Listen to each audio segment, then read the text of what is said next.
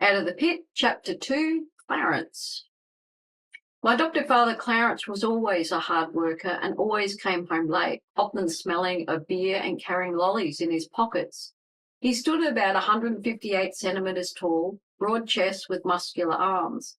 In all my life, I never saw him fat. I imagined that he stayed within a good, healthy weight because he never sat still long enough to get overweight in the first place. He was constantly busy doing something. To say he was a man that could not sit still was an understatement. I did not consider him a handsome man, though not ugly either. He had a weathered fair complexion, with darkened slightly due to exposure to the sun. His eyes and hair were brown, and he had a sleek nose that bent slightly down at the end. Wedding photos show a man with buck teeth. However, he had an accident jumping into a river and subsequently knocked them out. Somehow I think he was pleased that happened, as his new teeth did improve his appearance. Clarence would often slick his hair back with a product called Brill Cream, typical of the 1960s look, and wore shiny black shoes that were always polished with black nugget. One habit I hated the most was his smoking of cigarettes. My lungs and nose always protested. He smoked a lot, and there was nothing worse than being stuck in a car with one chain-smoking parent, let alone two of them. Sometimes he'd smoke a pipe, which I seemed to like the smell of. He was not a refined man. He was often rough and loud in his mannerisms. He was would be shoot first and never ask questions later type of person. However, he did expose a playful side and thrived in mateship. As a child, he grew up in Bundaberg, Queensland, and lacked a formal education. He only attended school up to grade 3. He told me that his father had disappeared when he was young, leaving his mentally unwell mother to care for him and his 3 younger siblings alone. Eventually, child welfare took the younger children into care due to neglect. He said he was too old for care and was left to manage on his own. Due to no father around, he was forced to go find work at a young age. He stated a number of times that he was often very hungry and once ate a tube of toothpaste to cope with his hunger. As a teenager, he said he worked in a movie theatre at Bundaberg and hated the rich owner with a passion. He stated that the owner really looked down on him and spoke to him very poorly. One time he shared a story of the owner driving his fancy car in the rain while he ran alongside it to deliver advertisement around the streets. It seemed to be something that he really resented and a strong memory he carried for most of his life. My adopted father often made statements like, "No one helped me, why should I help?" Or, "I only made grade 3 and I can do it," if you want to infer that you are not as smart as him. I do not know how or why he came to live in Brisbane, or even how he met Betty. By the time I came along, they had established a home in Nala. Clarence was 33 years of age and Betty was 27 years old when I came to live with them. I remember frequent occasions of running with my little brother to greet our father at the front door when he walked in from a long day at work, eager to see what he had brought home in his pockets. It may have only been a couple of lollies and the bus fare ticket stubs, but to us, we thought it was Christmas. I knew Clarence worked as a tram driver in Brisbane before I was born. Then when the tram ceased operation, he became a bus driver at the Toowong bus depot. Though I was quite young, I do remember going to work with him sometimes, which may seem a little unusual for the day in the 1960s or 1970s, but it happened. I'm not really clear on how young I was when I started to go with him. I have a few breakthrough memories of it occurring.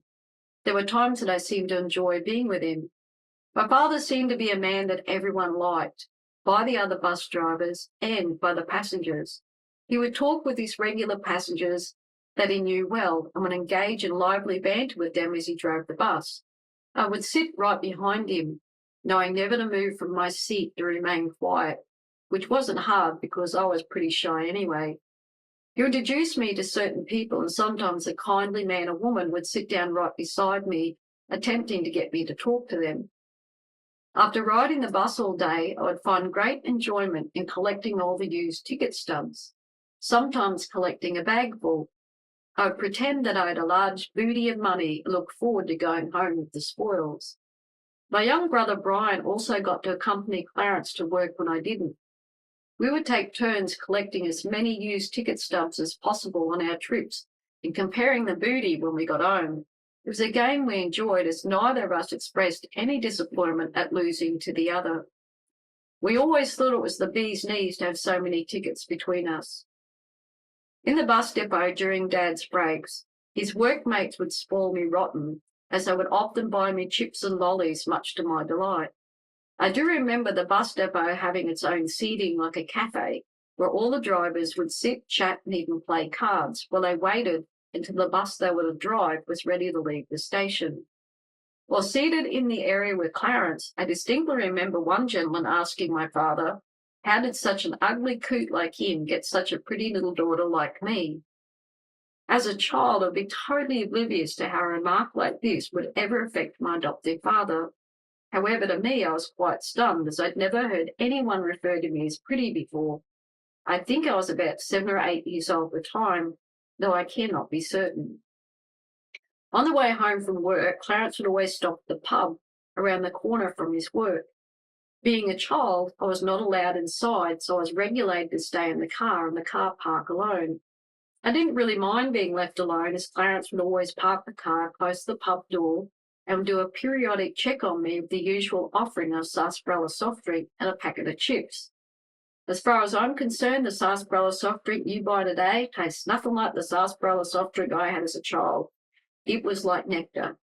I don't think I went to work with my father a lot, not for long. However, these times remain fond memories of some of the nicest times I spent with him. I have a small snippets of a memory of a wooden boat, one with a built-in motor. I must have been extremely young when I went out with my adoptive parents in it. I remember using the old wooden boat as a cubby house once it got discarded as a fishing boat due to the motor and body issues. The wooden boat that once held pride and joy in open waters now lay abandoned in the backyard, weather-beaten, paint peeling and stripped of its motor. It was now unceremoniously dumped upside down and left to a small child and her imagination. The fact that it had a cabin with a reasonable height meant that it created a gap for me to crawl through. That was in pretty bad shape and no longer seaworthy. However, it did provide a nice little secret place for me to play in and around. I would often play alone and read my books or let my mind wander to faraway places. Sometimes my little brother and I would play cowboys and Indians and use the old boat as an imaginary fort. By the time I was 7 or 8 years of age, Clarence had acquired a small fibroglass boat from a close friend of the family, someone to whom I wish to forget, but I'm forced to remember, especially every time I saw that boat, and it's something I'll share with you later. When I reflect back on our fishing trips, I distinctly recall Clarence always being obliging in setting up my fishing line and baiting my hooks. And when all of us kids were with him, he didn't seem to complain if it took him away from his own fishing time. He seemed to get a lot of joy at teaching us kids how to fish and got as equally excited as we did to what we caught.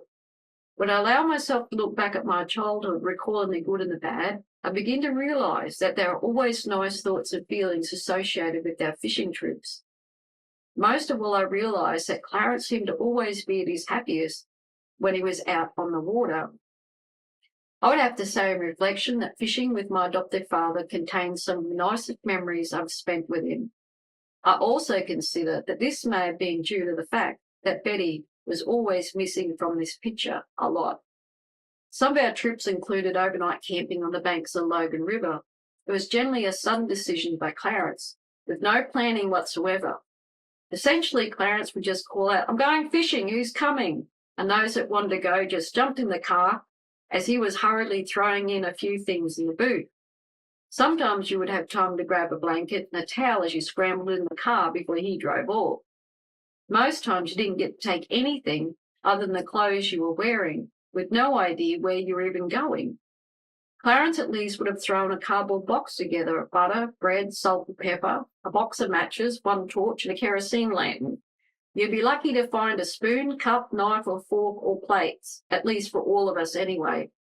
He always had his big pot, an old, clean oil drum that he used to cook crabs in, a tarp, and fishing gear already stored in the boat which he'd had hitched to the car. Of course, Clarence did not go without his usual alcoholic drink. I would never categorise Clarence as an alcoholic. He seemed to handle his drinking well and would have days of not drinking, but yes, he drank often. On this trip, he stopped at the pub along the way to pick up some beers, while us kids were regulated to drinking cheap cordial from a large container consisting of 1 cup between us, and often tasted warm from exposure to a hot sunny day sitting in an open boat. For me, there was nothing like sitting around a roaring fire under the stars, listening to the birds and wildlife with fresh fish and crab sandwiches for dinner. I always ensured that my sandwich was laid with thick butter, then placed nice chunks of fish or crab meat in between the slices, knowing that when I bit into it, the warm melted butter would ooze down my arm. I didn't care. This was camping. There were no rules to be followed. I liked being at home at the dinner table where the rules applied. There were no plates, no napkins, no washing of hands, no sitting straight, no elbows off the table. I sat just in the dirt, under a tree, my face and hands and legs and arms sunburnt and dirty, being eaten by mozzies, munching on the best dinner I could imagine. Sometimes we were lucky enough to get a warm tea or Milo drink with added carnation milk that tasted really sweet. The other times we had to use powdered milk, and I absolutely hated that stuff, instead preferring to drink down the last of the warm cordial left over from the day sitting in the sun. It had been left to cool under a shady gum tree. These fishing trips often occurred when something had been delayed or gone wrong with the charcoal pits. It was typical for Clarence to just up and announce he was off to do something, as he did not like sitting around. It was extremely typical for him to be busy. However, if he was busy, then that meant you had to be busy too. So instead of being busy working, we got busy fishing and crabbing instead. If you risked saying that you didn't want to go fishing, then he was likely to give you a job to do while he was gone. Well, that was a hell no from me. I was going fishing, even if it meant fighting off the million-and-one mosquitoes that left you itching for weeks later. I'd rather be fishing and crabbing and make the most of the relaxed times in the water, laughing, sharing jokes, telling stories, and camping under the stars than staying home working. Betty did not like to accompany us on these trips in particular. I'm sure she did not mind a day trip here and there, but never the overnight ones, so she was happy to stay at home. I did notice that Clarence did not protest about her staying behind, though he did try to encourage her, and I was relieved when she always said no. One of the funniest memories of a fishing trip happened when I was about 14 years old. I remember this trip for 2 reasons. The first one was because Betty told Clarence that I was not allowed to go. The second reason was that I heard Clarence defending my reasons to go. He was actually standing up for me. I don't know why Betty tried to stop me from going. She gave no reason. She just stated in a strong tone that I was to stay home. I remember being upset, as generally if Mum said it, it was law. Apparently she had no objection to my 2 brothers and our neighbourhood friend Simon from going. However, I was forbidden to go. I could not understand why she was singling me out and denying me something she knew I enjoyed to do. Anyway, Clarence stood up for me and somehow managed to change her mind, but her face clearly showed that she remained unhappy about it. I did worry somewhat on her very unhappy capitulation on the matter, and wondered if I was going to cop something later from her. I pushed it to the back of my mind and jumped in the car between my brothers, praying the whole time she wouldn't change her mind. I figured once the car was out of the driveway, I was safe to exhale. My adoptive father loved crabbing. He had a bunch of crab pots that he would scatter along the shores of Moreton Bay. This was his rule before any of us could drop a line into the water. Crabs were delicious, and Clarence was the best crab catcher and cooker of Queensland as far as I was concerned. The only thing I least liked about crabbing was the bait. In more part, it was anything dead and stinking that our father could rustle up. I'm pretty certain a lot of 3-day-old roadkill made its way into our crab pots. Clarence would get so excited when he saw a dead kangaroo on the side of the road and insisted we pick it up. The stink was horrendous. But it was what generally enticed the crabs in the pot, and the more it stunk, the better it would be, he would announce. So on this particular day, with eager faces and the sun on our backs, We fished for some hours and then went to collect whatever had found its way into the crab pots. I was never keen to pull the pots out of the water, so I often sat at the nose of the boat. This little blue and white fiberglass boat was about 14 foot in length and had no cabin, only 4 seats, a steering wheel, throttle control, the small windshield, and a 40 horsepower outboard motor that powered it along, with 5 people on board. So Clarence would let me sit there, hanging on the windshield on the outside of the boat. He would hit the throttle and launch it across the water, yelling for me to hang on. I never wore a life jacket. None of us did. My legs would dangle over the edge and the spray from the waves pelted up at me.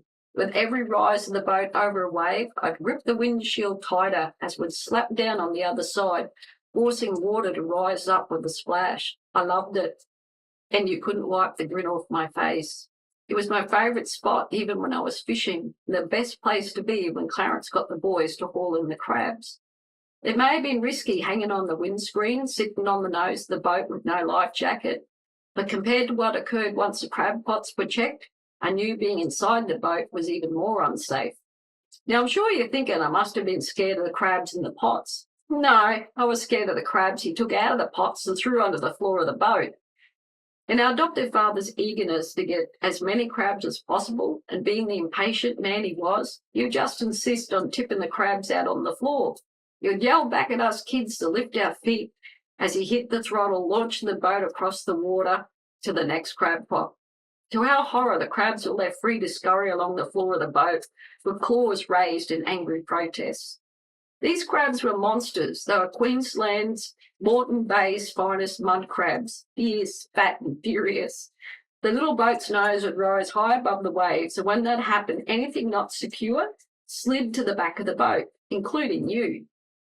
Being that there were only 4 seats and 5 of us, I wasn't going to be left dancing and sliding around in the moving boat, trying to outwit an angry crab with claws big enough to take your toes off. Nope. I was perfectly safe and out of danger on the nose of that little boat. Clarence was so impatient that he wouldn't even wait until you were seated after you threw the crab pots out. It generally needed 2 of us kids to pull them in and hold it while one of us got the crabs out. So there were many close calls as you grappled to hang on, keeping your feet up out of harm's way, and managed to jump safely back onto your seat, and I mean jump. I didn't always get the chance to stay at the front of the boat in safety. It was just me and one of my brothers. With Clarence, I was forced to help the crab pots. Dodging those angry little monsters was a feat to behold. It was just as well they tasted so good, and the reward outweighed the risk by far. On this particular trip, which remains most memorable, we had managed to catch a few crabs, noticing it was getting close to lunchtime. We headed to an embankment that was very isolated and surrounded by mangroves. We found a clearing and moored the boat. Clarence told us to fetch some wood as he pulled out the large old oil can to cook the crabs in. Clarence had gathered the crabs up in a hessian bag, but being the impatient man he was, he forgets to secure the top of it. While 3 of us were collecting more wood, one of my brothers was collecting seawater in the drum to cook the crabs in. Clarence then starts to build and light the fire when he notices the crabs escaping. Next thing I know, he's yelling at the top of his lungs for us to grab the crabs, but being kids, we're a bit slow to respond. Plus, crabs are not something you just bend down and pick up. There's a bit of an art to grabbing them if you want to keep all your fingers. And by now, these crabs had tasted freedom and they were desperate to get away. For us, it was the only food we were going to possibly get all day because Clarence didn't bring any food from home. Being the self-made man he was going to provide us his self-made lunch. But lunch was escaping fast. The next thing I see is Clarence thrusting a crab into Brian's hands as he lurches for another crab, making a break for the mangroves. Immediately, Brian screams and yells, throwing his hand high in the air, well above his head, with a crab attached to his little finger. The crab detaches mid-throw and goes sailing high in the air behind my brother at great speed, disappearing to a large gutter of thick, smelly, oozy mud. I'm standing in front of my brother, whose face is a mixture of shock, anger, and pain, as a large claw of the crab is still attached to his little finger. Without hesitation, Clarence quickly turns to Brian and shocks us all by saying, "Don't throw the crab away," and runs off to retrieve it, leaving us all in stunned silence. Adoptive father is totally oblivious to the terrible sight and plight of my brother, who yells back at him to immediately assist him to remove the offending claw. However, our father totally ignores Brian's pleas and runs in a panic towards where the crab has landed. Over our lifetime, each of us would come to understand where we stood in the way of Clarence's priorities. On this day, it was clearly the crabs. Before any of us could move, our adoptive father slept into the disgusting, smelly, oozy mud gutter with one crab strategically held in one hand as he scoops up the other one lest its claw because it's still attached to Brian's now bleeding finger. Here is Clarence, standing up to his knees in stinking black mud, holding two crabs in mid-air in each hand, yelling for us kids to stop any more from escaping. Whilst my poor brother extracts a claw from his finger, which is by now painfully bleeding, my brother's response to Clarence was for him to get his bloody crabs himself. Finally, once all the crabs had been wrangled up with the help of Edward and Simon, we were able to sit down to a feast and watch Brian exact delight retribution in every mouthful. Though the crab escape was stressful for a few moments, all of us could immediately see the humour in it once we relaxed and had eaten our full. Sadly, there was very little to laugh about, so this memory will remain my fondest for the fact that Clarence stuck up for me against Betty, and his behaviour was so ludicrous it made us laugh, along with the fact that he laughed with us. Well, at least once all the crabs had been caught and eaten anyway. This memory will be forever retained as a good memory. It was not the first time he'd failed to secure crabs he caught. One time we went crabbing, he brought a whole bunch of them home to cook. I'm not sure what took his attention away from them once he got home, because he decided to just leave them in an old bathtub. I think there was about 16 in all, a very good hearty catch, one we all looked forward to eating at the dinner time later. He never secured the crab's claws. He never placed anything over the top of the bathtub to ensure that remained contained. Again, I don't know why he didn't secure them properly. We had already had a number of escapes in the past. I figured, as per usual, he just got distracted and then forgot about them. He never instructed any of us kids to watch them. As we went off and did our things, I helped him with whatever task he may have sent us to do. In general, we were all busy. Then a few hours later, he goes to the bathtub to retrieve them, and to his shocked amazement, they're all gone. I hear him yell on top of his lungs, demanding that we come and help him find them. And I mean yelling. His hands are waving in the air, with him swearing at the top of his lungs. Every single crab was gone. I was surprised to see the tub completely empty. I could not figure out why he just left them. But yes, every one of them were gone, not a trace to be found. Apparently, crabs climb on top of each other, similar to a group of humans when scaling a wall. One crab sits on the bottom, another crab climbs on top, another until one reaches the top, and they help each other by grabbing their claws and assisting each other out. We searched high and low, but somehow they had executed their escape plan well. My imagination ran wild. Picture them escaping from a Nazi death tub camp. It reminded me of the movie based on the World War II story, The Great Escape. Unlike those that attempted that brave act, where 73 men were captured and only 3 reached safety, all our prisoners escaped, never to be seen again. I don't remember what we ate that night, but I certainly remember what we didn't eat. As you have gathered by now, I'm sharing a snippet of my adoptive father. At first, what you see is a man who's not overly thoughtful. He's full of impatience and a bit unpredictable. He had little education and carried certain hurts and pains. He was rough and ready, but could also be charming, playful, and hard-working. Over time, you'll begin to see the man I would come to see, when all the secret things that lay quiet in my mind finally began to wake up. When I strip away the layers that lay buried, when I allow the veil of denial to fall, and when I refuse to comply with the narrative any longer, a new image of my father emerges. My painful awakening over time begins to make a conspicuous connection to a word I thought would never have applied to me.